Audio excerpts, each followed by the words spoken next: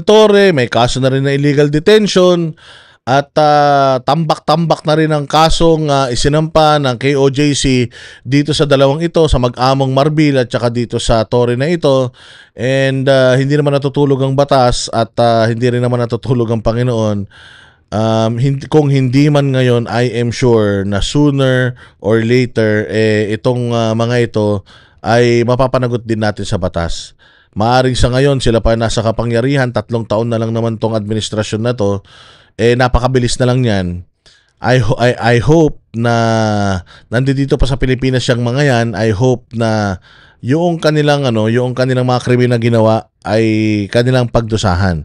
So unti-unti mga bossing, sabi ko nga sa inyo, yung shift of power, unti-unti nagkakaroon na ng balanse, unti-unti tumatapang na yung mga politiko, unti-unti nanunuwag na yung mga politiko.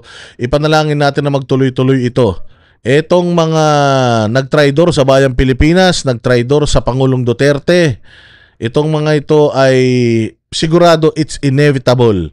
Mapaparusahan ng mga yan. Hindi lang sila, pati yung mga pamilya nila na nakinabang kung anuman ang kanilang kinita, nahita dito sa pagtatraidor na ito, ay sigurado ako it will also go down until doon sa kanilang mga huling lahi, dahil lang ang traidor isang lahi yan. O kung ano ang ginawa ng kanilang mga kapamilya, ng kanilang magulang na katraidoran sa bayan, sigurado ako na maipapasa sa kanila yan. Dahil kung ano ang puno, siya rin ang bunga. So in the future, itong mga to magsitakbo bilang mga politiko. Itong mga to ay magsilbi sa bayang Pilipinas, ihaharangin na natin yan. Dahil mga traidor nga ang mga ito. And soon, makukulong ang mga ito. Ito na yung sweet revenge natin.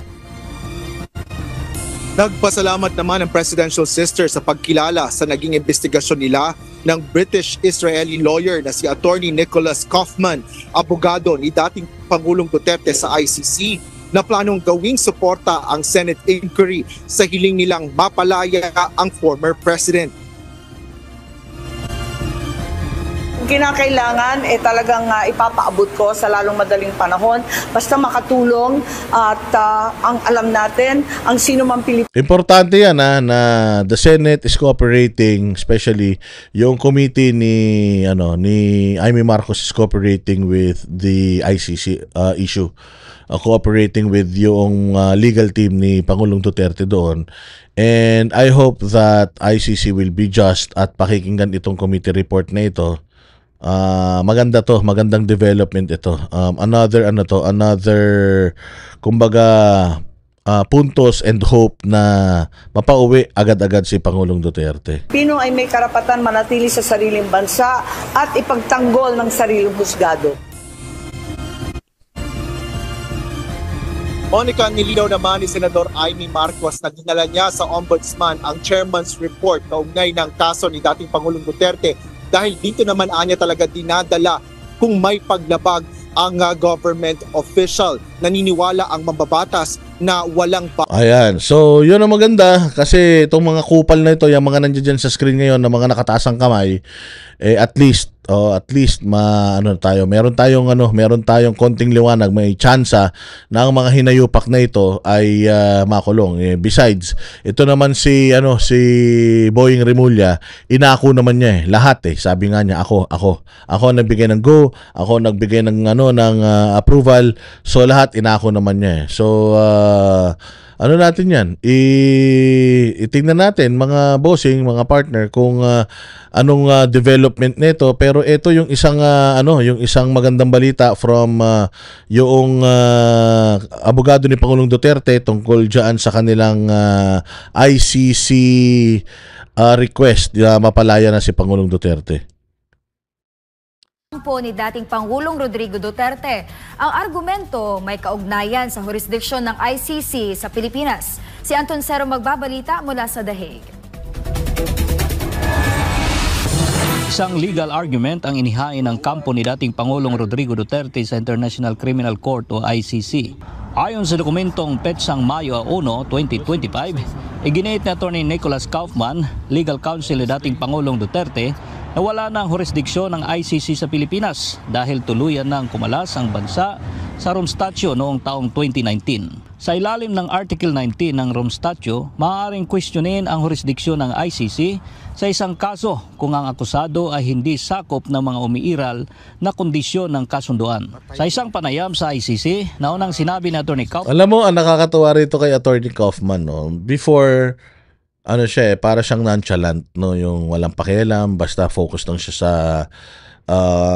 kanyang kaso, focus lang siya kay Pangulong Duterte doon sa ICC. Pero later on, nakita ni Kaufman, siguro na nakausap niya na si Pangulong Duterte, what kind of a person President Duterte is, tapos nag-research na siguro siya patungkol kay Pangulong Duterte. Nakita pa niya yung pagmamahal ng tao dito sa Dahig. Siyempre, European ito. Alam nito na itong mga Pilipino nating mga kababayan, may mga trabaho ito, but they are willing to go miles. Ilang oras na biyahe, araw, na nasa loob sila ng, minsan mag-arkila sila ng bus, isang araw, 2 araw sila magbabiyahe just to go here and to support. Actually, itong parang park na ito, tinawag ng Duterte Park ito eh. So dati, ang mga nagrarally dito, puros mga makakaliwa. Pero ngayon, mga Pilipino na nagmamahal na kay Pangulong Duterte, and siguro na-realize na ito ni Atty. Kaufman na ibang klase itong taong ito. Magaling talaga itong taong ito, enough para puntahan siya ng mga Pilipino dito, for these Filipinos to go out of their way, yung holidays nila, yung mga leaves nila, i-spend nila just to be here and support Pangulong Duterte. Kaya makikita mo si Kaufman na unti-unti he's really committing himself dito sa kanyang kliyente na maayos na tao ito. I'm giving justice sa mga politically harassed sa Pilipinas.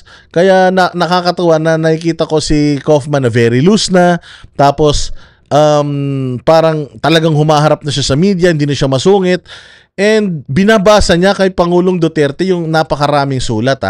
Alam mo, isa ito sa napakagandang pwedeng ipakita nito ni Atty. Kaufman sa mga judges sa ICC na itong tao na to, si Pangulong Duterte, hindi ito kriminal, hindi ito masamang tao. Kasi kung masamang tao ito, sana yung mga nasa labas, isinisigaw na, isilya elektrika na natin yan.